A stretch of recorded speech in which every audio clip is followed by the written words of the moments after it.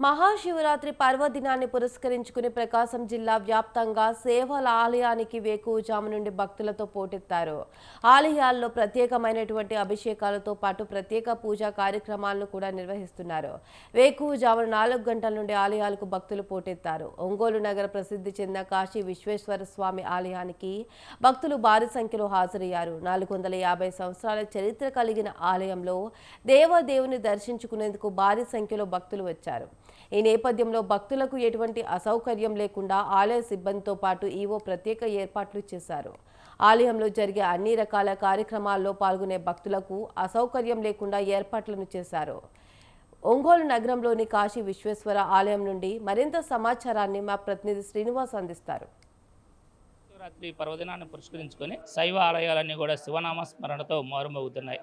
ప్రాతకాలం నుంచే భక్తులు శివాలయాలకు పోటెత్తారు. మనం ప్రస్తుతం ఒంగోలు నగర ప్రసిద్ధి చెందినటువంటి శ్రీ కాశీ విశ్వేశ్వర స్వామి ఆలయంలో ఉన్నాం.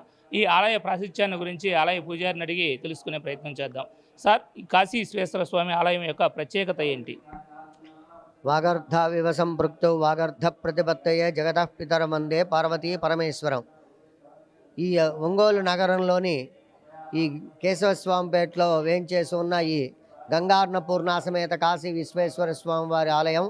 ఈ ఆలయం రాజుల కాలంలో మందలపాటి రామచంద్రరాజు, రామభద్రరాజు ఇద్దరు సోదరులు ఆ రాజుగారి పరిపాలన చేసేటప్పుడు ఆ రాజుగారి దగ్గర మహామంత్రిగా పనిచేసినటువంటి వంకాయలపాటి వీరన్న గారని మహామంత్రిగా ఉండేవారు.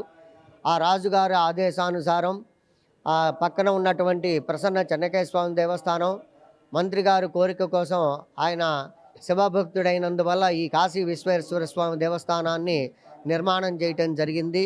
సుమారుగా 450 సంవత్సరాలు అయిందని శాస్త్రాలు తెలియపరుస్తున్నాయి.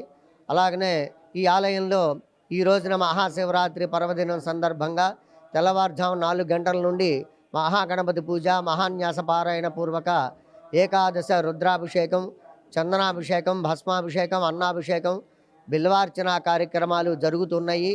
అలాగనే సాయంత్రం 6 గంటలకి ప్రదోష కాలార్చన ఉంటుంది. అలాగనే రాత్రి 9 గంటల నుండి ఉదయం 5 గంటల వరకు లింగోద్భవ కాల మహారుద్రాభిషేకం కార్యక్రమం ఉంటుంది. అలాగనే 27వ తారీఖు గురువారం సాయంత్రం 6 గంటలకి నరనంది వాహన సేవ నగరోత్సవం జరుగుతుంది. కాబట్టి ఈ ఆలయానికి ఎంతో విశిష్టత ఉంది. కోరుకున్న కోరికలన్నీ కూడా తీరుతాయి. అటువంటి మహిమాన్వితమైనటువంటి ఆలయం కాబట్టి అందరూ కూడా దర్శించుకొని కార్యక్రమాల్లో పాల్గొని తరించవలసిందిగా కోరుచున్నాం. ఈరోజు మహాశివరాత్రి పర్వదినాన్ని పురస్కరించుకొని భక్తులు కూడా భారీ సంఖ్యలో ఆలయానికి తరలి వస్తున్న పరిస్థితి ఉంది. మరి భక్తులకు అసౌకర్యం కలగకుండా ఎటువంటి ఏర్పాట్లను ఇక్కడ చేశారు? ఆలయంలో చక్కగా భక్తులకి మంచినీళ్ళు కానీ అలాగనే ఉదయం 7 గంటల నుండి పాలు ఇస్తున్నారు. 8:30 నుండి ఆ ప్రసాదాలు కంటిన్యూషన్గా మధ్యాహ్నం 1 గంట దాకా 5-6 రకాల ప్రసాదాలు ఒకటి తర్వాత ఒకటి ప్రసాద వినియోగం ఉంది.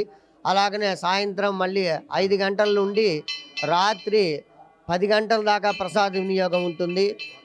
అలాగనే అందరికీ భక్తులందరికీ కూడా మంచినీళ్ళు ప్రత్యేకంగా వాటర్ బాటిల్స్ ఏర్పాటు చేయటం జరిగింది.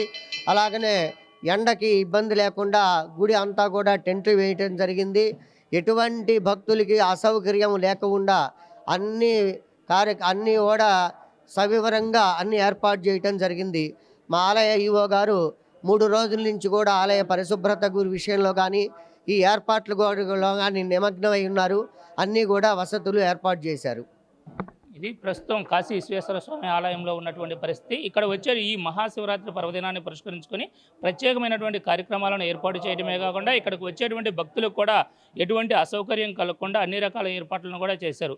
ఎక్కువగా భక్తులు వస్తున్న నేపథ్యంలో వారు ఆలయంలోనికి వచ్చి దేవుని దర్శించుకునే విధంగా క్యూ లైన్లను ఏర్పాటు చేయడంతో పాటుగా వచ్చిన భక్తులకు ఎటువంటి అసౌకర్యం కలగకుండా కూడా ఇక్కడ ఏర్పాట్లన్నింటినీ కూడా చేశారు. అదేవిధంగా మహాశివరాత్రి పర్వదినాన్ని పురస్కరించుకొని చేసేటువంటి ప్రత్యేక కార్యక్రమాలకు మరియు అభిషేకాలకు ఇచ్చేసేటువంటి భక్తులకు కూడా అన్ని రకాల సౌకర్యాలను ఈవో శివశంకర్ గారు కూడా ఏర్పాటు చేసినట్లుగా తెలుస్తుంది. ఇది ప్రస్తుతం ఒంగోలు నగరంలోని కాశీ విశ్వేశ్వర స్వామి ఆలయంలో నెలకొన్న పరిస్థితి. వీడియో జర్నలిస్టు వాసుతో శ్రీనివాస్, స్వతంత్ర న్యూస్, ఒంగోలు.